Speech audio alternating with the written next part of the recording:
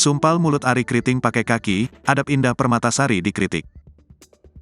Indah Permatasari menuai cibiran gegara videonya bersama Arie Kriting.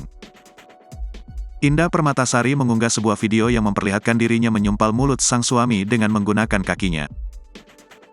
Dari video yang diunggah, Arie Kriting terlihat tengah berbaring di kasur sembari bermain game online. Indah Permatasari pun menegur sang suami, yang awalnya mengaku ingin tidur namun ternyata bermain game. Ketika Arie Kriting ingin menjawab, kaki Indah Permatasari perlahan mengarah ke mulut sang komika. Indah Permatasari seperti menahan bibir Arie Kriting agar tak memberikan alasan dengan menggunakan jari kakinya.